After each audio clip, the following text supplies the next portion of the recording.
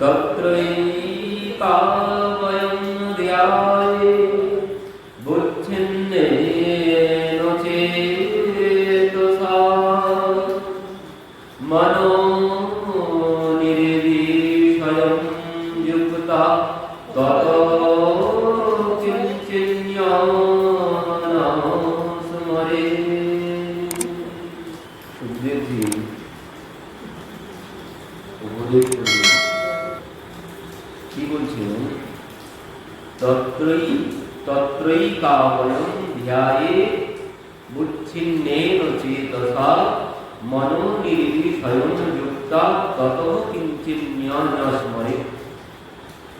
তত্রৈকাবয়ং ধ্যায়ে বুদ্ধিন্নেন চেতসা, এখানে কি বলছেন?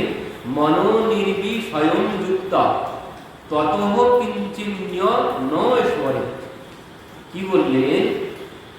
স্থির চিত্তে ভগবানের কোনো এক অঙ্গের ধ্যান করতে করতে বিষয় সম্বন্ধহীন মনকে, এই মনকে ভগবানের যে কোনো এক অঙ্গের ধ্যান করতে হবে।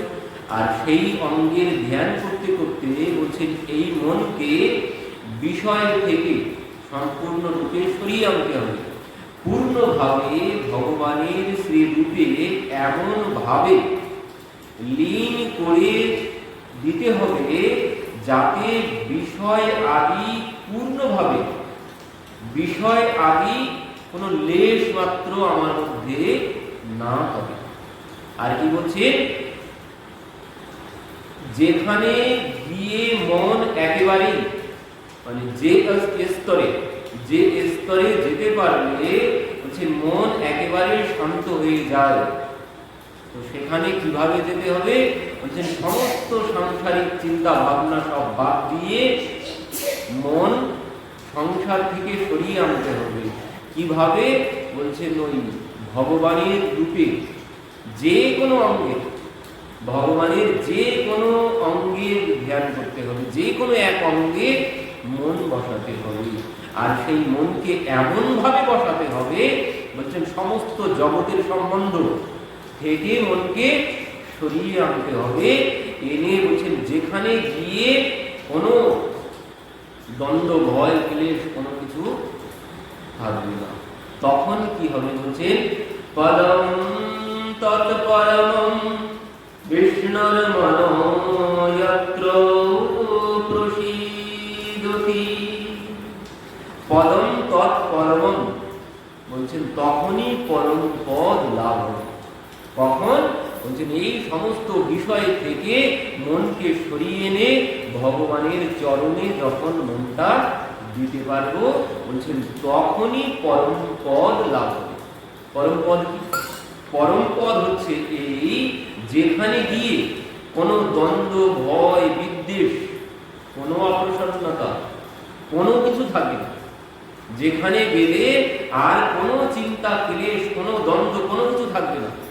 সংসারের সমস্ত কিছুর উপরে যে স্তরে পৌঁছাতে পারলে, বললেন এই স্তরে পৌঁছাতে পারলে আর কোনো কষ্ট তাকে সহ্য করতে হবে না। সংসারের কোনো ক্লেশ তাকে স্পর্শ করবে না, তাকে বলে পরম পদ। তো এই পদ কবে পেতে হবে? বলছেন এই পদ এই জীবিত অবস্থাতেই লাভ করতে হবে। মরে গেলাম তো হয়ে গেল, এই জীবিত অবস্থাতে এই পরম পদ লাভ করতে হবে, তাহলেই তো আনন্দ। এই পরম পদ যদি জীবিত অবস্থায় পেতে পারি, কবির দাসজি বলছেন কবিরা জিতে ভেটিয়ে মুয়ে মিলে রাম। বলছেন কবিরা জিতে ভেটিয়ে মানে জীবিত অবস্থায় এই পরম পদ লাভ করতে হবে। মরার পরে বলছেন জীবিত অবস্থায় যদি না লাভ করতে পারো, মৃত্যুর পরে লাভ কোনোদিন সম্ভব নয়। মুক্তি যদি তুমি এই জীবিত অবস্থাতে না পাও, মৃত্যুর পরে কোনোদিন মুক্তি সম্ভব নয়। কোনোদিন সম্ভব নয় আমি মৃত্যুর পরে মুক্তি পাবো, ও কোনোদিন সম্ভব নয়। বলছেন আগে জীবিত অবস্থায় তোমাকে মুক্ত হতে হবে, তারপর তুমি মুক্তি পাবে। মৃত্যুর পর এই জন্ম মৃত্যু চক্র থেকে মুক্তি লাভ করবে তখন, যখন জীবিত অবস্থায় মুক্তি লাভ করবে। তোমার ছেলেরা শ্রাদ্ধ করে তোমাকে মুক্ত করবে? এ কোনোদিন সম্ভব নয়। সাধু মহন্তের কে শ্রাদ্ধ করে, কে তর্পণ করে? কেউ করে? কেউ করে না। তাহলে তারা কি উদ্ধার হয়নি? তারা কি প্রেত হয়ে ঘুরে বেড়াচ্ছে নাকি? তারা কেউ প্রেত হয়ে ঘুরে বেড়াচ্ছেন না। বলছেন ও শ্রাদ্ধ করেও মুক্ত হওয়া যাবে না, কারণ এখন বর্তমান যুগের যা শ্রাদ্ধের ব্যবস্থা হয়েছে ওতেও কোনো লাভ হবে না। তার জন্য কি করতে হবে? নিজের শ্রাদ্ধ নিজে আগে করে যেতে হবে। তাহলেই বলছেন এই পরম পদ যদি পেতে পারো তাহলেই মুক্তি পাবে, তা না হলে কোনোদিন সম্ভব নয়। একেই বলে শ্রাদ্ধ। এই নিজের শ্রাদ্ধ নিজে করে যেতে হবে। ও কেউ করে তোমাকে উদ্ধার করতে পারবে না, ও কেউ তর্পণ করে তোমাকে উদ্ধার করতে পারবে না। যদি হতো সেই তর্পণ গয়ায় গিয়ে তর্পণ করলে মুক্ত হয়ে যায়, তাই তো বলা আছে গয়ায় গিয়ে তর্পণ করলে মুক্ত হয়। এখন পিতৃপক্ষ চলছে, কিন্তু এখনই সবাই তর্পণ করছে, সেখানে গিয়ে আপনি সুযোগ পাবেন না সারাদিনের মধ্যে গয়ায় গিয়ে তর্পণ করার জন্য। কারণ এই 15 দিন হচ্ছে পিতৃপক্ষ। এই মানে ওই যারা আমাদের পূর্বপুরুষ যারা মুক্ত হতে পারেনি তাদের সময়, কিন্তু তারা সব ছেড়ে এই ধরাধামে আমাদের পিতৃপুরুষগণ যারা উদ্ধার হয়নি তারা কিন্তু এখন আমাদের পেছন পেছনেই ঘুরে বেড়াচ্ছে, না দেখতে পেলে তারা কিন্তু সব আমাকে দেখতে পাচ্ছে। আমার পিতৃপুরুষগণ যারা মুক্ত হয়নি তারা সবাই এই 15 দিন আমার পেছন পেছন ঘুরে বেড়াবে। কেন? বলছেন ওই যদি তুমি তাদেরকে সাহায্য করো, তোমার কাছে এসেছে, যদি তুমি তার মুক্তির জন্য কোনো ব্যবস্থা করতে পারো, সেই জন্যে তারা তোমার পেছন পেছন ঘুরে বেড়াচ্ছে। এখন তাদেরকে যদি সাহায্য না করা হয়, এই 15 দিনের মধ্যে যদি তাদেরকে সাহায্য না করি, 15 দিন পরে কিন্তু তারা অভিশাপ দিয়ে চলে যাবে। আমার পিতৃপুরুষগণ যারা উদ্ধার হয়নি তারা এখন আমার সাথেই আছে এই 15 দিন। আমি ঘুমিয়ে থাকলেও আমার মাথার পাশে এসে বসে থাকবে তারা এই 15 দিনে। তো এই বলছে এদের জন্য যদি আমি না কিছু করি তো এরা অভিশাপ দিয়ে 15 দিন পর চলে যাবে। মহালয়া মানে কি? মহালয়া মানে মহান আলোকে গমন করার নাম হচ্ছে মহালয়া। তো কারা গমন করবে? ওই পিতৃপুরুষগণ। এই পিতৃপুরুষগণ মহান আলোকে তারা গমন করবে, তাই বলা হয়েছে মহালয়া। ওই মহালয়ার দিন শেষ হচ্ছে, ওই দিন তো তর্পণে ছড়াছড়ি চারিদিকে। তো যে কথা বলছি, এই গয়ায় পিণ্ড দিতে হয় এখন পিতৃপুরুষের উদ্দেশ্যে, দিলে তারা মুক্ত হয়। তো বলছেন তাই যদি হতো, গোকর্ণ কি করেছিল নিজের ভাইয়ের জন্য? গয়ায় তো পিণ্ড দিয়েছিল, উদ্ধার হয়েছিল। তাহলে গয়ায় পিণ্ড দিলেও উদ্ধার হচ্ছে না, তাহলে উদ্ধার হলো কি করে? বলছেন ওই উদ্ধার হলো এই ভাগবতী। এই ভাগবত শ্রবণ করে সে উদ্ধার হয়ে গেল। ও গয়ায় পিণ্ড দিলেই যে উদ্ধার হয়ে যাবে তাতেও কোনো কথা নেই। তো তার জন্য পিতৃপুরুষের উদ্দেশ্যে এই 15 দিন কিছু না করতে পারি, সব থেকে বড় উপকার তাদের জন্য ভাগবত কথা দিতে হয়। তাদের উদ্দেশ্যে, পিতৃপুরুষের উদ্দেশ্যে এই 15 দিনের মধ্যে দিলে তারা যাওয়ার সময় তারা তো মুক্ত হয়েই যাবে, যাওয়ার সময় আশীর্বাদ দিয়ে যাবে। আর তাদের আশীর্বাদেই সংসারে সুখ শান্তি আছে। তারা যদি অভিশাপ দিয়ে যায় সংসারে দুঃখের শেষ থাকবে না, সংসারে কলহ লেগেই থাকবে। পিতৃপুরুষগণ যদি অসন্তুষ্ট হয়ে ফিরে যান 15 দিন পরে, তো এই জন্যেই পিতৃপক্ষে তাদের উদ্দেশ্যে তর্পণ করতে হয়, তাদের উদ্দেশ্যে দান করতে হয়, তাদের উদ্দেশ্যে ভাগবতের ব্যবস্থা করতে হয় এই 15 দিনে। তো এই হচ্ছে পিতৃপক্ষ। তো যে কথা বলছিলাম এই তর্পণ, তো বলছেন এই তর্পণ করেই, গয়ায় তর্পণ করেই আমি উদ্ধার হবো এমন কোনো কথা নেই। তো কি করতে হবে? বলছে নিজের উদ্ধার নিজে করে যেতে হবে, নিজের মুক্তি নিজে আগে করে যেতে হবে। এই মুক্তি কি? বলছেন এই পরম পদ আগে পেতে হবে। তো সেই পরম পদ পাওয়ার জন্য কি করতে হবে? সুখদেবজি প্রথম উপদেশ কি করেছেন? সুখদেবজি প্রথম উপদেশ করেছেন শ্রবণ কীর্তন স্মরণ, প্রথম উপদেশ করেছেন। কারণ শ্রবণ না করলে আমি জানবো কি করে? জানে বিনু না হয়ে পরতিথি, বিন পরতিথি হয়ে নাহি প্রীতি। না জানলে কোনোদিন তাকে আমি ভালোবাসতে পারবো না। তার রূপ গুণের কথা যখন শুনবো তখনই ভালোবাসবো। তো এই জন্য বলছেন আগে শ্রবণ করতে হবে, আর শ্রবণের পর কীর্তন, তারপর স্মরণ। তো এই শ্রবণ কীর্তন স্মরণ প্রথম বলেছেন। দ্বিতীয় আদেশ কি করেছে? দ্বিতীয় আদেশ এই বললেন সেখানে, এতন্নির্দ্যমানানাম ইচ্ছিতম অকুত ভয়ম যোগীনাম নৃপনির্ণিতম হরের নামানুকীর্তনম। দ্বিতীয় উপদেশ, প্রথমে শ্রবণ কীর্তন স্মরণ, দ্বিতীয়তে হরের নামানুকীর্তনম। এবার তৃতীয়তে এসে তৃতীয় ধাপে কি উপদেশ করেছেন? এখানে বলছে অন্তকালে তু পুরুষম আগতে গত সাধ্যস ছিন্দ্যাদ্য সঙ্গশাস্ত্রেণ স্পৃহাদেয়ানুযেচতম। কি বলছেন? অন্তকালে তু পুরুষম আগতে গত সাধ্যস ছিন্দ্যাদ্য সঙ্গশাস্ত্রেণ স্পৃহম দেহ অনুযেচতম। এর অর্থ হচ্ছে এই, দেহের অন্তকাল উপস্থিত হলে, আমার যখন শেষ সময় উপস্থিত হবে, আমার না আমার এই শরীরে, আমার কোনোদিন শেষ সময় উপস্থিত হবে না, আমার শরীরের যখন শেষ সময় উপস্থিত হবে, বলছেন তখন মৃত্যু ভয়ে ভীত হলে হবে না, অন্তিম সময়ে ভয় পেলে হবে না। কি বলছেন? বৈরাগ্য দ্বারা স্ত্রী পুত্র আদিতে যে আসক্তি, সেই আসক্তি ছেদন করাই হচ্ছে কর্তব্য। অন্তিম কালে যে আসক্তি সংসারের প্রতি, গাড়ি বাড়ি অর্থ সম্পদ এর প্রতি যে আসক্তি, স্ত্রী পুত্র কন্যার প্রতি যে আসক্তি, বলছেন সেই আসক্তি আগে ত্যাগ করতে হবে শেষ সময়।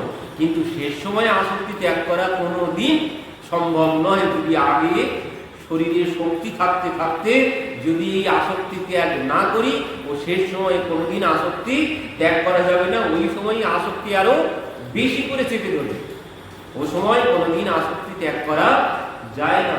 তো কি বলছেন? তো প্রথমে আসক্তি ত্যাগ করতে হবে, তারপর কি বলছেন? প্রাণবায়ুকে বশীভূত করে, প্রাণবায়ুকে বশীভূত করে মনকে স্থির করতে হবে। প্রাণবায়ুকে বশীভূত করে মনকে স্থির করে ইন্দ্রিয়কে বিষয় থেকে সরিয়ে নিয়ে, ইন্দ্রিয়কে বিষয় থেকে সরিয়ে নিতে হবে। নিয়ে বলছেন কর্মের বাসনায় চঞ্চল মনকে, কর্মের বাসনায় চঞ্চল মনকে বিচার পূর্বক স্থির করে ভগবানের মঙ্গলময় মূর্তিতে অভিনিবেশ করতে হবে। এই হচ্ছে জীবের উদ্দেশ্য। কি বললেন তাহলে?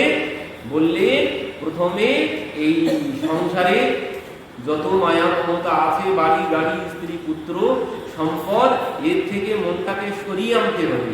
তারপর কি বলছেন? প্রাণবায়ুকে বশীভূত করে, প্রাণবায়ুকে বশীভূত করে মনকে স্থির করতে হবে। মন স্থির কখন হবে পরে যাচ্ছি। তো মন স্থির করে ইন্দ্রিয়কে বিষয় থেকে সরিয়ে নিতে হবে। এই আমাদের ইন্দ্রিয় 10 ইন্দ্রিয়, তো এই ইন্দ্রিয়গুলোকে বিষয় চিন্তা থেকে সরিয়ে আনতে হবে। বিষয় চিন্তা কি? রূপ রস গন্ধ শব্দ স্পর্শ। মৃত্যুকালেও এই চিন্তাই থাকে মানুষের মধ্যে, না হলে সুখদেবজি বলতেন না। বলছেন মৃত্যুকালে এই ইন্দ্রিয়কে বিষয় থেকে সরিয়ে আনতে হবে। ওই রূপ রস গন্ধ শব্দ স্পর্শ থেকে মনকে সরিয়ে আনতে হবে। এনে কি করতে হবে? বলছেন কর্মের বাসনায় চঞ্চল মন, এই মনকে বিচার পূর্বক, বিচার বুদ্ধি দিয়ে স্থির করতে হবে। স্থির করে বলছেন ভগবানের মঙ্গলময় মূর্তিতে অভিনিবেশ করতে হবে। তো এই অভিনিবেশ কি করে হবে? সেখানেই বলছেন তত্রৈকা বয়ম ধ্যায়েদ বুচ্ছিন্নেন চেতসা মনোনির্বিষয়ম যুক্তা তত কিঞ্চন্য স্মরেৎ। কি বলছেন? তখনই বলছেন যে এই স্থির চিত্তে ভগবানের কোনো না যে কোনো এক অঙ্গ, যে কোনো অঙ্গ প্রত্যঙ্গের যে কোনো এক অঙ্গের জ্ঞান করতে হবে, মানে মনটাকে ভগবানের রূপে দিতে হবে। দিয়ে কি করতে হবে বলছেন, যেখানে গিয়ে ভগবানের চরণে যদি মনকে অভিনিবেশ করাতে পারি, মানে মনকে যদি আমি স্থির করাতে পারি, তাহলে বলছেন তখন আর কোনো দ্বন্দ্ব, ভয়, মৃত্যু, যন্ত্রণা কোনো কিছু থাকবে না। তো বলছেন এই পরম পদ লাভ হবে।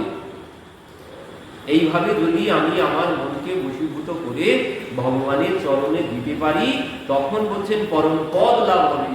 তো এই মৃত্যুকালে পরম পদ পেয়ে আর কি হবে?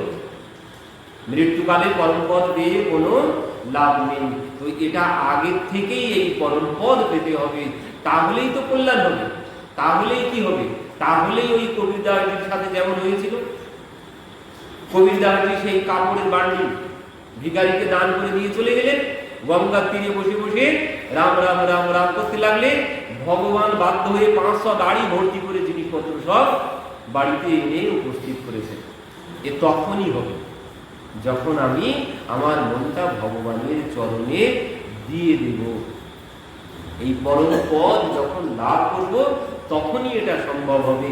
ধন্না ভক্তের গমের ক্ষেত পাহারা দিচ্ছেন, ক্ষেতের মধ্যে আলের উপরে ভগবান শুয়ে শুয়ে। ধন্না ভক্ত ভগবানের জন্য খাবার নিয়ে গেছেন, এবার খাবার নিয়ে গিয়ে দেখছেন ঘুমিয়ে পড়েছে। তো ভগবান ভাবছেন হয়তো, ধন্না ভাবছে হয়তো খিদে পেয়েছে, আমার একটু আজ দেরি হয়েছে, তাই হয়তো ঘুমিয়ে পড়েছে। তো এবার ধন্না কি করেছে, ওই ভগবান নিজের উত্তরীয় গায়ে দিয়ে মুখ পর্যন্ত, মাথা পর্যন্ত সব ঢেকেছেন, ঢেকে আলের উপরে ঘুমিয়ে আছেন। ধন্না গিয়ে কি করেছে, ওই মাথার দিক থেকে গিয়ে একটুখানি উত্তরীয়টা সরিয়েছেন।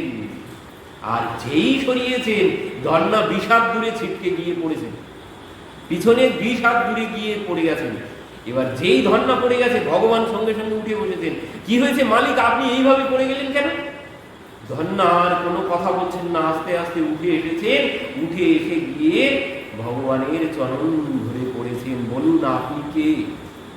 কারণ ওই ধন্না যখন উত্তরীয় সরিয়েছেন, ওই একটুখানি যেই সরিয়েছেন, মাথায় ওই ময়ূর মুকুট দেখতে পেয়েছেন ভগবানের, আর এই দেখেই সে ছিটকে পড়েছেন পিছন দিকে গিয়ে। ভগবান সঙ্গে সঙ্গে উঠেছেন, কি ব্যাপার মালিক, আপনি এভাবে এমন ভাবে ছিটকে পড়ে গেলেন কেন? ধন্না এসে চরণ ধরেছেন, বলুন আপনি কি? আরে মালিক, আপনি কি বলছেন? আমি আপনার কাজের লোক। আপনার কি মাথাটা খারাপ হয়েছে? আমি আপনার কাজের লোক না, আগে আপনি বলুন। ভগবান বলছেন, মালিক আপনি কি দেখেছেন? আমি আপনার কাজের লোক।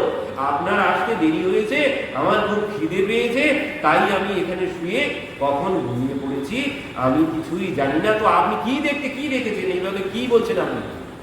বলছেন, না প্রভু, আপনি বলুন আপনি কি? আমি কিছুতেই আপনার চরণ ছাড়ব না।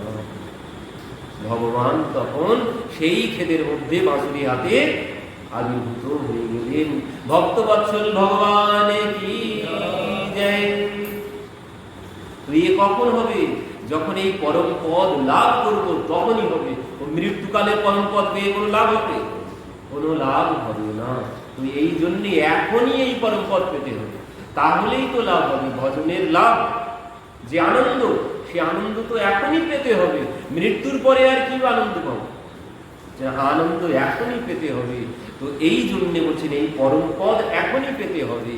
তো ভগবান পরবর্তীতে বলছেন পরীক্ষিত মহারাজকে, বলছেন এ কোনোদিন সহজে সম্ভব নয়। এই পরম পদ বললেই পাওয়া যাবে না, এই পরম পদ বললেই পাওয়া সম্ভব নয়। এ অনেক তেল খড় পড়াতে হবে এই পরম পদ পেতে গেলে। তবে কি করতে হবে এখানে বলছেন, বাধা কি এই পরম পদ পেতে গেলে? কারণ বাধা কি?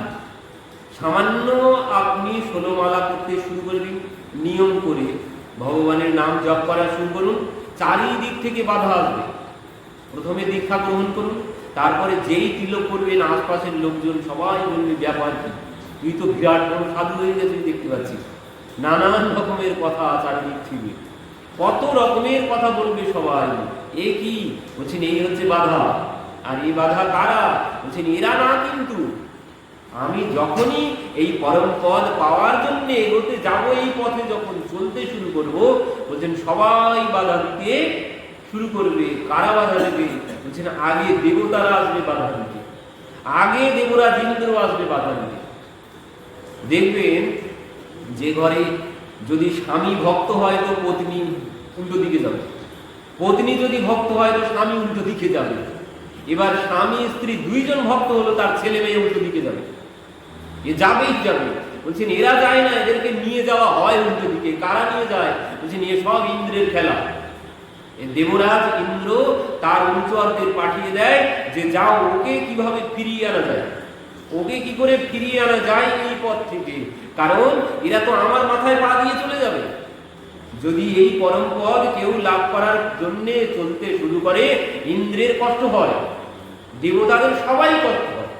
কারণ দেখেন না, সেই সিরিয়ালে আমরা দেখি এই মহালয়া হল, যখন কেউ তপস্যা করতে শুরু করে সঙ্গে সঙ্গে দেবতারা অপ্সরাকে পাঠিয়ে দেয়। কেন পাঠিয়ে দেয়? ও তাদের কষ্ট হয়, তারা সহ্য করতে পারে না, কারণ এই মনুষ্য জন্মের দেব দুর্লভ, এই দেবতাদেরও দুর্লভ। এই জন্য দেবতারা দেখে এ যদি এই পথে চলতে শুরু করে, এ তো আমার মাথায় পা দিয়ে উপরে উঠে চলে যাবে। এই জন্য দেবতারা সহ্য করতে পারে না, তারা বাধা দিতে চলে আসে। তো এবার দেখে আমি যদি ভক্ত হতে যাই, আমার বিরোধী সঙ্গে সঙ্গে তৈরি হয়ে যাবে। আর এই তৈরি করবে কে?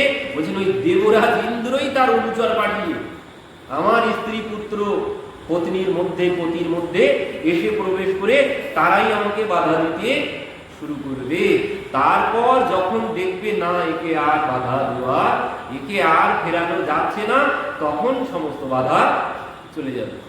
প্রথমে কিন্তু প্রচুর বাধা আসবে, কিন্তু এই বাধার পর বাধা, পরীক্ষার পর পরীক্ষা, একের পর এক পরীক্ষা দিতে হবে। কিন্তু যিনি প্রকৃত সাধক, যার লক্ষ্য স্থির আছে, সে কোনোদিন এতে বিচলিত হবে না। তাই যে যাই বলে বলবে, সে কোনো কিছুতে কান দেবে না, সে তার নিজের গন্তব্যস্থলেই চলে যাবে। তো এই জন্যে বলছেন এই বাধা, সুখদেবজি বলছেন এখানে রজস্তমভ্যাক্ষিপ্ত্যং বিমূঢ়ং মনাত্মনঃ যচ্ছেদরানয়ং ধীরহন্তি তৎকৃতং মলম। এই বাধা কিভাবে আসবে? বলছেন রজস্তমভ্যাক্ষিপ্ত্যং বিমূঢ়ং মনাত্মনঃ, ওই রজগুণ আর তমগুণ। আমি যখন ভগবানের নাম করতে যাবো কি হবে? আমি যখন বলবো ভগবানের সম্মুখে কি, তখন কি হবে? যদি চোখ বন্ধ করে ভগবানের নাম করতে বসি, ও তখনই দেখবেন বাইরের যত চিন্তা ভাবনা আছে সব মাথার মধ্যে চলে আসবে। সমস্ত জগতের চিন্তা ভাবনা যেন সব আমার মধ্যে। তখন যখন চোখ বন্ধ করে বসবেন ভগবানের নাম করতে। কিন্তু বলছেন এই বাধা, এই বাধা কিসের জন্যে? বলছেন এই বাধা মন চঞ্চল হয়ে যাবে। প্রথম প্রথম মন চঞ্চল হবে, কিসের জন্যে? বলছেন এই তমগুণ আর রজগুণের জন্যে। বলছেন তমগুণে মূঢ় হয়ে যায় এই মন, মানে বুদ্ধি নষ্ট হয়ে যায় তমগুণের দ্বারা, আর রজগুণের দ্বারা বলছেন চঞ্চল হয় মন। রজগুণে মন চঞ্চল হয়, আর তমগুণে মন খারাপ চিন্তা ভাবনা করতে শুরু করে। তো যখন আমি প্রথম প্রথম ভগবানের ধ্যান করতে বসবো, ভগবানের নাম করতে বসবো, তখন এই রজগুণ আর তমগুণ বেশি করে এসে আমার মাথায় চেপে বসবে। তো এই জন্যে বলছেন এতে ছেড়ে দিলে হবে, হাল ছাড়লে হবে না। তবে বলছেন একদিন না একদিন ঠিক মন শান্ত হবেই হবে। ও রজগুণ আর তমগুণের প্রভাব ঠিক একদিন চলে যাবেই যাবে, তবে সেটা সময় সাপেক্ষ। অর্জুনকে বললেন অসংশয় মহাবাহ মনো নির্বিগ্রহেণ চমলম। অসংশয় মহাবাহ মনো দূর নিগ্রহম চলম। কি বলছেন? অসংশয় মহাবাহ। বলছেন অর্জুন তুমি যে কথা বলছো ঠিকই বলছো। কি বলছেন? বলছেন মনো দূর নিগ্রহম চলম। বলছেন মন অন্যদিকে চলে যাবে। এই মন বড়ই কুটিল, একে সোজা পথে কিছুতেই নিয়ে আসা যায় না, এ বাঁকা পথেই যেতে থাকবে। অর্জুনের কথায় ভগবান একমত হয়েছেন, বলছেন অর্জুন তুমি যা বলেছ ঠিকই বলেছ, এ মন কিছুতেই সোজা পথে চলে না, এ মন সদা সর্বক্ষণ বক্রপথে, সদা সর্বক্ষণ বক্রপথে চলে। তবে বলছে নিয়ে সোজা পথে চলবে কখন, বলছেন অভ্যাসেন তো কৌন্তেয় বৈরাগ্যেন চ গৃহীয়তে। অভ্যাস করতে হবে, অভ্যাস করতে হবে, অভ্যাস করতে করতে ঠিক একদিন স্থির হবেই হবে। দেখবেন তখন আর ভগবানের নাম করতে বসলে কিছুতেই অন্য কোনো চিন্তা ভাবনা আসবে না, কোনোদিন কোনো চিন্তা ভাবনা আসবে না, শুধু ভগবান ছাড়া। তবে সেটা অভ্যাস করতে হবে অনেক দিন ধরে, অনেক সময় সাপেক্ষ। কারণ আমি নিজে দেখেছি, এখান থেকে 10-15 বছর আগে ও বসলেই আমি দেখেছি সমস্ত জগতের চিন্তা ভাবনা সব আমারই মাথায়, সব যেন আমারই চিন্তা ভাবনা, সমস্ত জগতের চিন্তা ভাবনা। কিন্তু সেটা সময় সাপেক্ষ, আস্তে আস্তে আস্তে আস্তে ঠিক একদিন না একদিন ও সব চলে যাবে। ওরা আর কেউ বাধা দিতে আসবে না। ওই রজগুণ তমগুণ বলছেন এদের উপরে, এই মনকে স্থির করতে করতে এদের উপরে নিজেকেই কন্ট্রোল করা যাবে। মানে নিজে বাধা দিয়ে এদেরকে আসতে দেব না, এদেরকে আমি কিছুতেই আসতে দেব না। বলছেন এমন ভাব একদিন আসবেই আসবে। তুমি তোমার রজগুণ তমগুণকে বাধা দিয়ে সত্ত্বগুণকে এক জায়গায় রেখে তুমি ভগবানের চিন্তনে মগ্ন হতে পারবে। তবে সেটা অনেক সময়ের ব্যাপার, অভ্যাস করতে হবে, অভ্যাস করতে হবে। অভ্যাস করতে করতে মন একদিন স্থির হবেই হবে। বলছেন ওই যে গুরু মাথায় হাত দেবে আর আমার সব পরিবর্তন হয়ে যাবে, এ কোনোদিন সম্ভব নয়। বলেছেন এ কথা ভগবানই বলেছেন যে যে ভগবানের ভক্ত, সরাসরি ভগবানকে লাভ করা অনেক কঠিন ব্যাপার।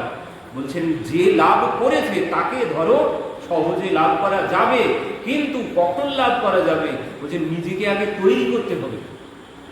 আমাকে যদি আমি না তৈরি করি, আমার গুরুদেব আমাকে 50 কেজি বস্তা ধরিয়ে দেবে, আমার কাছে আছে মাত্র পাত্র 5 কেজির একটা থলি, তো আমি 50 কেজি মাল নেবো কোথায়? নিতে পারবো? তো আমাকে একটা 50 কেজির আগে বস্তা আনতে হবে। গুরুদেব 50 কেজি দিলে নিতে পারবো তখন, কিন্তু আমি নিয়ে এসেছি 5 কেজির একটা থলি, গুরুদেব দিচ্ছে আমাকে 50 কেজি, আমি নেবো কি করে? সব বাইরে পড়ে যাবে। এই জন্য বলছেন গুরুদেব মাথায় হাত দিয়ে ক্রিয়া হবে না। বলছেন ক্রিয়া তখন হবে, আগে নিজের পাত্রতা বাড়াতে হবে, তখন গুরুদেব মাথায় হাত দিলে কাজ হবে, তখন গুরুদেব আশীর্বাদ করলে ফল ফলবে। গুরুদেবের আশীর্বাদের ফল তখনই ফলবে যখন আমার মধ্যে পাত্রতা থাকে। আমার যদি পাত্রতা না থাকে, নেওয়ার যদি আমার কোনো পাত্রই যদি না থাকে, গুরুদেব দিয়ে দিল আমি কি করে নেব? তো সব বাইরে চলে যাবে। তো এই জন্যে বলছেন আগে নিজের পাত্রতা বাড়াতে হবে। এই পাত্রতা কেউ দিতে পারবে না, এই পাত্রতা কেউ দিতে পারবে না। অনেকে বলে না জিনিসপত্র মাল দেবো, পাত্র দিতে পারবে না। পাত্র তোমাকে আনতে হবে, অনেক দোকানে আছে, অনেক জায়গায় নিয়ম আছে, জিনিস দেবো কিন্তু পাত্র দিতে পারবো না। তো এই পাত্র কেউ দেয় না, পাত্র তোমাকে নিয়ে আসতে হবে, পাত্র তোমাকে তৈরি করতে হবে, নিজের পাত্রতা বাড়াতে হবে। তারপর গুরুকে গিয়ে বলতে হবে গুরুদেব তুমি আমার মাথায় হাত দাও। তা না হলে ক্রিয়া হবে না। সেই ভগবান বৌদ্ধ যখন ভিক্ষায় গেছেন, এখন বৌদ্ধের কাছে প্রত্যহ ধর্মসভা হতো, তো সেখানে একজন বড় ব্যক্তি শেঠ আসতেন, তো সেই শেঠ প্রত্যহ এনাকে প্রণাম করতেন। তো একদিন কি হয়েছে, এই শেঠের বাড়িতে কোনো অনুষ্ঠান হচ্ছে, আর সেই অনুষ্ঠানে ভগবান বৌদ্ধ ভিক্ষা করতে করতে ওনার বাড়িতে গিয়েই উপস্থিত হয়েছে। এবার বৌদ্ধ ভিক্ষাম দেহি বলে দাঁড়িয়েছেন, তো এই শেঠজি নিজে হাতে ভিক্ষা দিচ্ছে সবাইকে। ভিক্ষা কি দিচ্ছে? বলছেন ওই ক্ষীর রান্না করেছেন, সেই ক্ষীর সবাইকে 1 চামচ করে দিচ্ছেন তিনি। এবার ভগবান বৌদ্ধ গিয়ে যখন তার সেই পাত্র পেতেছেন, উনি দিতে যাবেন, চামচে নিয়ে যখন সেই ক্ষীর ওই পাত্রে দিতে যাবেন, দিতে গিয়েই দেখছেন যে ওই যে পাত্রে তিনি নিতে যাচ্ছেন ভগবান বৌদ্ধ, দেখছেন ওই পাত্রের মধ্যে অনেক ময়লা। সঙ্গে সঙ্গে তিনি আর দেননি, বলছেন প্রভু আপনার এই পাত্রের মধ্যে তো অনেক ময়লা, আমি এতে দেবো কি করে? দিন আমাকে পরিষ্কার করে, তারপর আমি আমার এই বহুমূল্য ক্ষীর, এই সুস্বাদু ক্ষীর আপনার পাত্রে দেব। পাত্রটা আপনি আমার কাছে দিন, আমি আগে পরিষ্কার করি, তারপর দেব। এবার ভগবান বৌদ্ধ বলছেন মহারাজ আপনি এবার চিন্তা করুন, সামান্য আমার এই পাত্রের মধ্যে ময়লা আছে, তাই আপনি এই ক্ষীর আমার পাত্রে দিতে পারছেন না। আপনি বলছেন আগে পরিষ্কার করতে হবে পাত্র, তারপর দেব। এবার এই মহারাজের মধ্যে, এই শেঠের মধ্যে, এনার মধ্যে মনে একটা খুব বড় কষ্ট ছিল। কষ্টটা কি? ওনার ধর্মসভায়, ভগবান বুদ্ধের ধর্মসভায় এই শেঠজি প্রত্যহ যেতেন কথা শ্রবণ করতে। এবার কথা শেষ হওয়ার পর, কথা যখন বিশ্রাম হতো, উনি এসে এনাকে প্রণাম করতেন। তো প্রণাম করার সময় ভগবান বৌদ্ধ ইনার মাথায় কোনোদিন হাত দেন। শেঠজি ভাবতেন যে বৌদ্ধ ভগবান আমার মাথায় হাত দিয়ে আশীর্বাদ করবেন, কিন্তু ইনি কোনোদিন ওনার মাথায় হাত রাখেন না। ইনি প্রত্যহ প্রণাম করেন, কিন্তু কোনোদিন হাত রেখে আশীর্বাদ করেন না। তো এটাই হচ্ছে ওই শেঠজির মনের কষ্ট। উনি আমাকে কোনোদিন এখনো মাথায় হাত দিয়ে আশীর্বাদ করবেন। এবার আজ যখন বলছেন যে আপনার পাত্রে ময়লা, এই বহুমূল্য সুস্বাদু ক্ষীর আপনার পাত্রে আমি দিতে পারবো না, তখন ভগবান বৌদ্ধ বলছেন দাঁড়ান শেঠজি, দাঁড়ান, আপনাকে ধুয়ে পরিষ্কার করতে হবে না। আপনি এবার বুঝুন, আপনার সামান্য 1 চামচ ক্ষীর আপনি আমার পাত্রে দিতে পারছেন না, আর আমি আমার আশীর্বাদ আপনার এই ময়লা পাত্রে দিই কি করে? আপনার এই পাত্র যদি আপনি পরিষ্কার না করেন, তো আপনার এই পাত্রে আমি মাথায় হাত রেখে আশীর্বাদটা দিই কি করে? আমার বহুমূল্যবান আশীর্বাদ আপনার পাত্রে আমি দেব কি করে? পাত্র যদি পরিষ্কার না হয়, সামান্য ক্ষীর 1 চামচ আপনি আমার পাত্রের মধ্যে নোংরা আছে তাই দিতে পারছেন না, আর আমি আমার বহুমূল্যবান আশীর্বাদ আপনার পাত্রে দেব কি করে? আপনার পাত্র যদি পরিষ্কার না হয়। তো এই কথা যখন বলেছেন, এবার সেই শেঠজি শান্ত হলেন। তো এই পাত্রতা, গুরুদেব আশীর্বাদ দিলেই কিন্তু সব পরিবর্তন হয়ে যাবে না, তো নিজের পাত্রতা বাড়াতে হবে। তো এই পাত্রতা বাড়বে কি করে? পরবর্তীতেই পরীক্ষিত মহারাজ এবার প্রশ্ন করেছেন, তৃতীয় প্রশ্ন। আগে 2টি প্রশ্ন করেছিলেন। প্রথম প্রশ্ন হচ্ছে মৃয়মানস্য কিম কর্তব্য, মানে মৃত্যু পথযাত্রী ব্যক্তির করণীয় কর্তব্য কি। দ্বিতীয় প্রশ্ন হচ্ছে কি শ্রবণ করব, কার ধ্যান করব, কার কথা শ্রবণ করব, কার কথা কীর্তন করব, আপনি আমাকে বলুন কার ভজনা করব।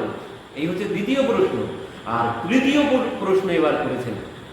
তৃতীয় প্রশ্নে কি বলছেন পরীক্ষিত মহারাজ? বলছেন যথা সংযরয়াতে ব্রহ্মণ ধারণায়ত্র সম্মতো ইয়াদৃশী বা হরে দাসু পুরুষস্ব মনোমলম। যথা সংযরয়াতে ব্রহ্মণ ধারণায়ত্র সম্মতো ইয়াদৃশী বা হরে দাসু পুরুষস্ব মনোমলম। ওই মন, মনোমল মানে মনের মধ্যে যে মল মানে ময়লা, বলছেন ওই ময়লা কি করে পরিষ্কার হবে? আমার মধ্যে যে ময়লা আছে, তো ওই ময়লা কি করে পরিষ্কার হবে? পরীক্ষিত মহারাজ তৃতীয় প্রশ্নে এই কথা জানতে চেয়েছেন। বলছেন কোন সাধনার দ্বারা মনের ময়লা দূর হয়, আপনি আমাকে আদেশ করুন। তো এর আগে পরীক্ষিত মহারাজ আরেকটি কথা বলেছিলেন, সেটি হচ্ছে যস্যাম সংযরয় নারায়ণং যোগিনো ভক্তি লক্ষণঃ আশু সম্পদ্যতে যোগ আশ্রমং ভদ্রমীক্ষত। কি বলেছেন এখানে? বলছেন ধারণা যখন সম্যক রূপে অনুষ্ঠিত হবে, ধারণা যখন সম্যক রূপে অনুষ্ঠিত হবে, যোগী যখন নিজের পরম আশ্রয় ভগবান দর্শন করবে, নিজের ধারণা যখন স্থির হবে, বলছেন যোগী যখন পরম আশ্রয় গ্রহণ করবে, পরম আশ্রয় ভগবান, তো বলছেন এই আশ্রয় যখন গ্রহণ করবে, বলছেন তখনই সে ভগবানকে দর্শন করবে। আর ভগবানকে দর্শন করলে তখনই তার মধ্যে ভক্তি যোগের প্রকাশ হবে। কি বলছেন? যখন ধারণা সম্যক রূপে অনুষ্ঠিত হবে, যখন ধারণা সম্যক রূপে অনুষ্ঠিত হবে, তখন কি হবে? বলছেন যোগী তখন নিজের পরম আশ্রয় ভগবান দর্শন করবে। কখন? বলছেন যখন ধারণা সম্যক রূপে অনুষ্ঠিত হবে। ধারণা কি? এ কথাও পরীক্ষিত মহারাজ এই তৃতীয় প্রশ্নে জিজ্ঞাসা করেছেন যে এই ধারণা কি? বলছেন এই ধারণা যখন আমার স্থির হবে, তখনই সে ভগবানকে দর্শন করবে হৃদয়ে। তখন কি হবে? বলছেন এই ভগবানকে যখন দর্শন করবে, তখনই কিন্তু ওই সব চলে যাবে। তখন আর তোমাকে কিছু ছাড়তে হবে না। ও বাড়ি গাড়ি অর্থ সম্পদ যত মায়ার বন্ধন আছে, বলছেন ও বন্ধন এমনিতেই খুলে যাবে। তোমাকে কোনো কিছু ছাড়তে হবে না, ওরাই তখন এমনি ছেড়ে তোমাকে চলে যাবে। কখন? বলছেন এই ধারণা যখন আমার স্থির হবে, ধারণা স্থির হলে ভগবান দর্শন হবে। ধারণা যদি স্থির না হয়, ভগবান দর্শন হবে না। ধারণা স্থির হলে ভগবান দর্শন হবে, আর ভগবান দর্শন হলেই পেছনের যা যা বাঁধন আছে সব খুলে যাবে, যেমন দেবর্ষী নারদের ক্ষেত্রে হয়েছে। তো কি করেছিলেন প্রথমে? দেবর্ষী নারদ যখন ভগবানকে দর্শন করলেন হৃদয়ে এক ঝলকের জন্য, আপনারা শুনেছেন তো দেবর্ষী নারদের চরিত্র, তো সেখানে এক ঝলক তিনি নিজের হৃদয়ের মধ্যে ভগবানকে দর্শন করেছেন। আর যেই এক ঝলক ভগবানকে দর্শন করেছেন, তখনই দেবর্ষী নারদ বলছেন এটাই তো আমার চাওয়া, এটাই তো আমার পরম লক্ষ্য, এটাই তো আমি পেতে চাই। তো সে গেল কোথায়? এক ঝলক দর্শন দিয়ে ভগবান চলে গেছেন। তখন দেবর্ষী নারদ বলছে এটাই তো আমার পরম লক্ষ্য, এটাই তো আমার চাওয়া। তখন কি হলো? বলছেন তখন সব বন্ধন চলে গেল, সব ছেড়ে দিয়ে ছুটতে শুরু করলো। কোথায় গেলে পাবো, কোথায় গেলে পাবো, কোথায় গেলে পাবো। তো বলছেন এই বন্ধন, বন্ধন যাবে কখন? বলছেন বন্ধন তুমি ইচ্ছা করে খুলতে পারবে না। এই মায়ার বন্ধন তুমি ইচ্ছা করলে খুলতে পারবে না। কখন খুলবে? বলছেন এই মায়ার বাঁধন এমনিতেই খুলে যাবে। কখন? বলছেন যখন ভগবানকে দর্শন করবে বা অনুভব করবে, তখনই খুলে যাবে। কিন্তু একটা কথা আমার মনেও আগে প্রশ্ন ছিল, আমি যদি এই বন্ধন না খুলতে পারি তাহলে ভগবানকে পাবো কখন? আমি যদি এই মায়ার বাঁধন, স্ত্রী পুত্র, এই টাকা পয়সার প্রতি আমার যে মোহ আছে, তো যদি আমি না কাটাতে পারি তাহলে আমি ভগবানকে পাবো কি করে? কিন্তু সুখদেবজি বলছেন এই মায়ার বাঁধন কাটবে পরে, আগে ভগবানকে পেতে হবে, তারপরে এই বাঁধন কাটবে। তো আগে ভগবানকে পাবো কি করে? তো আগে ভগবানকে পাওয়ার জন্য যে যে কথা বলে এলাম, যে যেভাবে যে পথে বলেছেন, শ্রবণ কীর্তন স্মরণ, তারপর হরের নামানুকীর্তনম, তারপর বলেছেন ওই ধ্যানের কথা, মনকে ভগবানের চরণে যে কোনো এক অঙ্গে ধ্যান করতে হবে। করলে আস্তে আস্তে আস্তে আস্তে একদিন যখন মন স্থির হবে, মন স্থির হলে বলছেন ধারণা তখনই ঠিক হবে। তোমার ধারণা সহজভাবে বলতে গেলে ধারণা হচ্ছে এই যে প্রভু তুমি আমার আর আমি তোমার, তুমি ছাড়া আমার আর কেউ নেই। তার উপরে শরণাগতির নামই হচ্ছে ধারণা, মানে তাকে ধরার নাম হচ্ছে ধারণা, তার চরণ ধরার নাম আর ছাড়বো না। এই ধরেছি প্রভু, আর কিছুতেই ছাড়বো না। ওই ধর্ণা বললো প্রভু আগে পরিচয় দিতে হবে তুমি কে, না হলে আর চরণ আমি ছাড়ছি না। তো বলছেন এইভাবে যখন ধরবো তাকে বলে ধারণা। যখন ধরে ফেলবো যে প্রভু ছাড়া আমার আর কোনো কিছু, কোনো লক্ষ্য নেই, একটাই লক্ষ্য, আমার ধন রাধা শ্রী রাধা শ্রী রাধা, জীবন ধন রাধা রাধা রাধা রাধা রাধা, আমার ধন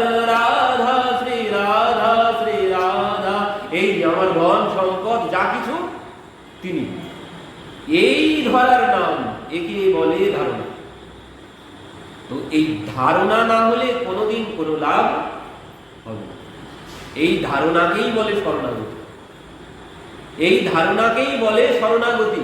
সকৃদেব প্রপন্ন তবাস্মিতি আচতে অভয়ম সর্বভূতেভ্য দদামি এতদ ব্রতম মম। এই ধারণার নামই হচ্ছে শরণাগতি। আর এই শরণাগত আমি যখন হয়ে যাব সব ছেড়ে, তখন তিনি দর্শন দিতে বাধ্য। দর্শন তো দর্শন, বাড়ির কাজ করতেও বাধ্য। আমি যখন তার শরণাগত হয়ে যাব, আমার লক্ষ্য যখন স্থির হয়ে যাবে। ত্রিলোচন শেঠের বাড়িতে এসে ভগবান 13 মাস থালা বাসন ধুইলেন, রান্না বান্না খেতে দেওয়া সব কিছু করেছেন 13 মাস ধরে। সেই গোড়াই কাকার বাড়িতে হাঁড়ি কলসি বানিয়েছেন এসে। গোড়াই কাকা নিজের হাত কেটে ফেলেছেন, কেটে ফেলে অনাহারে বসে আছেন 3-4 দিন। ভগবান বাধ্য হয়ে এসে গোড়াই কাকার বাড়িতে হাঁড়ি কুড়ি বানাতে শুরু করেছেন। আবার হাঁড়ি বানিয়ে কি করেছেন, সেই মাটির হাঁড়ি কলসি নিজেই বাগানে বিক্রি করতে যাচ্ছেন, নিজেই চাল ডাল সব কিনে আনছেন, নিজেই রান্না করছেন। রুক্মিণী দেবী আছে, রুক্মিণী দেবী রন্ধন করছেন, সব কিছু করতে বাধ্য। কখন বলছেন, যখন এমন ভাবে শরণাগত হন। নিজের হাত কেটে ফেলেছে, কেটে ফেলে শরণাগত হয়ে গেছে। প্রভু যা করবে সব তুমি করবে। নিজের হাত কেটে ফেলেছে, 2 হাত কেটে ফেলেছে। তো ভগবান বলছেন, এমন শরণাগত যিনি হয়ে যাবেন, তাকে ওই এক ঝলক কেন তার বাড়িতে চাকরির কাজ করতেও আমি রাজি আছি। যে আমার এমন শরণাগত ভক্ত, আর যে একবার শরণাগত হয়ে যাবে, তার বলছেন সমস্ত সংসারের বন্ধন সব এমনিতেই খুলে যাবে, আর কোনো বন্ধন তার থাকবে না। তো বলছেন, এবার পরীক্ষিত মহারাজ তৃতীয়বার প্রশ্ন করেছেন যে এই ধারণা কি, জিজ্ঞাসা করলেন। আর বললেন যে এই যদৃশি বা হরের দাসু পুরুষস্য মনোমলম।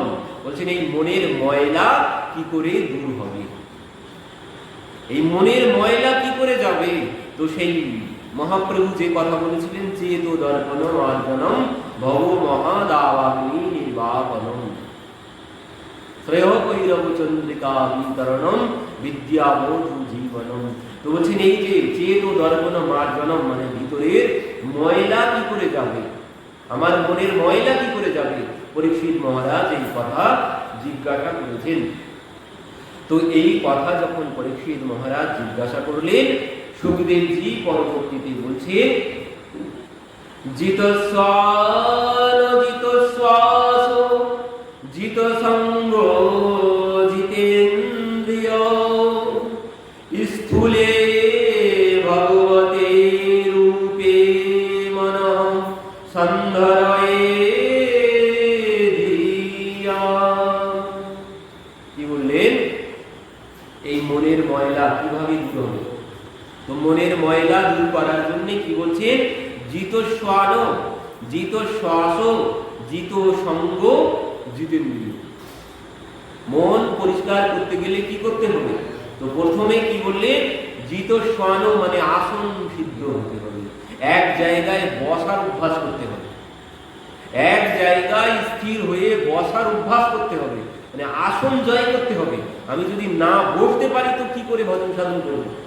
তো এই জন্যে বলছেন এক আসনে বসার অভ্যাস করতে হবে।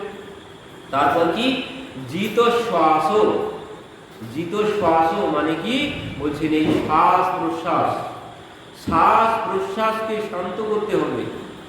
এই ইড়া পিঙ্গলা, এই যে 2 নাড়ি বলছেন একে শুদ্ধ করতে হবে।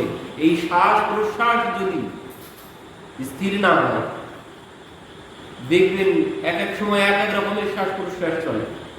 যখন খুব টেনশন হয় তখন কিন্তু জোরে জোরে শ্বাস প্রশ্বাস চলে।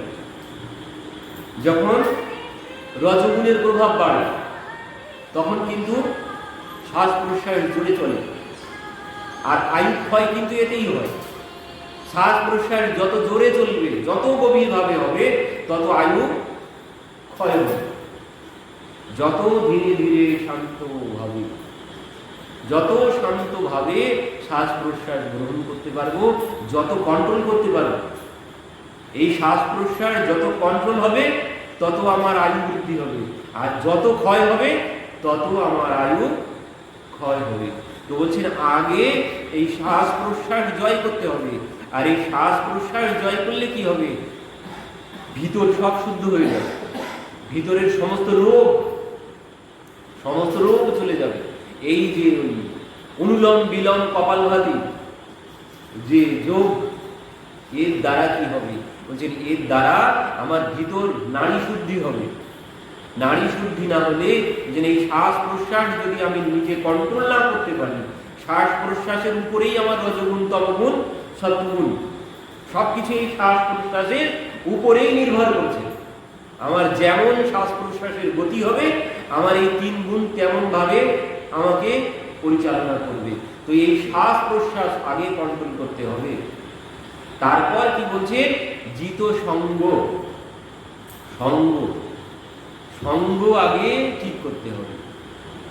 সঙ্গ যদি ঠিক না হয় কোনো কিছুই কোনো কল্যাণ হবে না। আমাদের সেই নরসিংহজি মেহতা তিনি তার পুত্রকে বলছেন, মন ছাড় হরি বিমুখন কো সঙ্গ রে, চলো সন্তন কে সঙ্গ প্রেম পন্থ পে। मन छाड़ हरि विमुखन को संग रे, चलो संतन के संग प्रेम पंथ पे। তো পুত্র জিজ্ঞাসা করছেন, নরসিংহজি এনার পুত্রকে বলছেন, পুত্রের নাম হচ্ছে শ্যামল দাস। তো পুত্র বলছেন, বাবা কেন দুষ্ট সঙ্গ করলে কি হয় আর সাধু সঙ্গ করলে কি হয়? তো বাবা আগে বলছেন দুষ্ট সঙ্গ করলে কি হয়। दुष्टन के संग अति घातक भयंकर, जैसे कि विषधर भुजंग रे, मन छाड़ हरि विमुखन को संग रे। दुष्टन को संग अति घातक भयंकर, दुष्ट संग অতি ভয়ঙ্কর। বলছেন কেমন? বিচ্ছুন কে पूछ विष, सर्पन के डंक विष, बिच्छुन के पूछ विष, सर्पन के डंक विष, दुष्टन के विष अंग अंग रे, चलो संतन के संग प्रेम पंथ पे। কি বলছেন? বিচ্ছু, বিছার বিষ কোথায় থাকে? পেছন দিকে। আর কি বলছেন? সর্পের বিষ ছোবল, আর বিছার বিষ তার পেছন দিকে। আর দুষ্ট ব্যক্তির বিষ কোথায় থাকে? দুষ্টনকে বিষ অঙ্গ অঙ্গ বলছেন, তার শরীর পুরোটাই বিষাক্ত। ওর সঙ্গ করলে ওই বিষের প্রভাব তোমার মধ্যেও চলে আসবে। ওর কোনো ছোবলও দিতে হবে না, কামড়াতেও হবে না। তো বলছেন ওর সঙ্গ করলেই ওর সমস্ত শরীরটাই বিষাক্ত।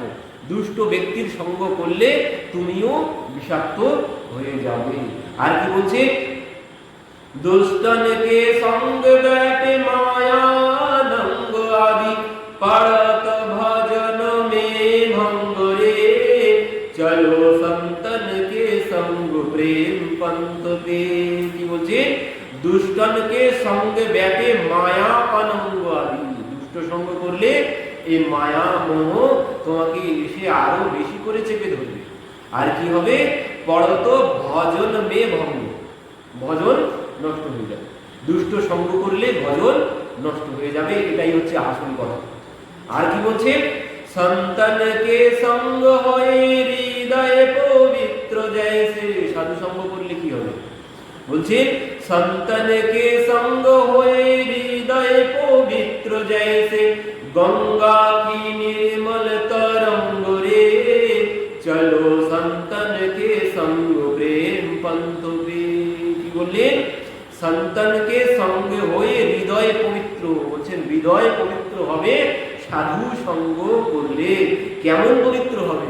বলছেন জৈসে গঙ্গা কি নির্মল তরঙ্গ, বলছেন গঙ্গা জলের মতো মন পরিষ্কার হয়ে যাবে সাধু সঙ্গ করলে। তো মনের ময়লা যাবে কি করে? উত্তর এখান থেকেই বেরিয়ে গেল। সাধু সঙ্গ করলেই মনের ময়লা পরিষ্কার হয়ে যাবে। আরো কি বলছেন?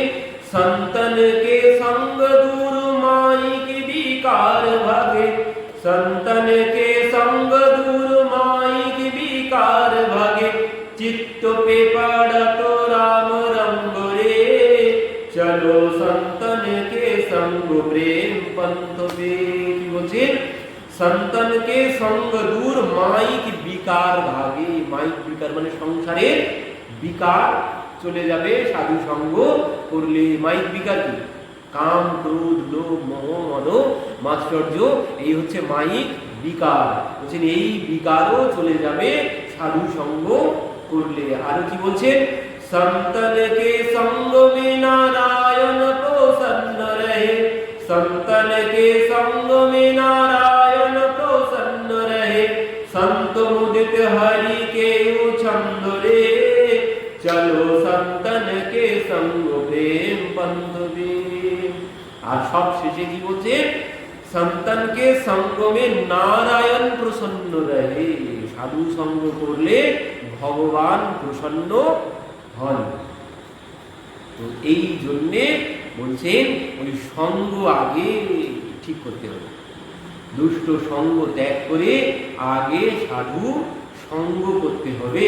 তো এই হচ্ছে তাহলে জিতস্বান মানে আসন, জিতশ্বাসন, জিত সঙ্গ, তারপর হচ্ছে জিতেন্দ্রিয়। তো বলছেন এই সঙ্গ যখন ঠিক হয়ে যাবে, শ্বাস প্রশ্বাস যখন আমি নিজে কন্ট্রোল করতে পারবো, আর যখন আসন সিদ্ধ হয়ে যাব, তখন বলছেন ওই জিতেন্দ্রিয় এমনিতেই হয়ে যাবে। ইন্দ্রিয়কে আমার বশবর্তী আমি করে ফেলতে পারবো। আমি আমার ইন্দ্রিয়ের বশবর্তী হয়ে চলবো না। যখন এই পথ দিয়ে আমি চলবো, তখন ওই ইন্দ্রিয়ের স্বামী আমি নিজেই হয়ে যাব। তখন তাকে বলে গোস্বামী। এই পথে যদি এইভাবে যদি চলতে পারি, তাহলে আমি তখন গোস্বামী হতে পারবো। মানে ইন্দ্রিয়ের স্বামী আমি, ইন্দ্রিয় আমার ইচ্ছা মতো চলবে। তো আজ আমাদের কথা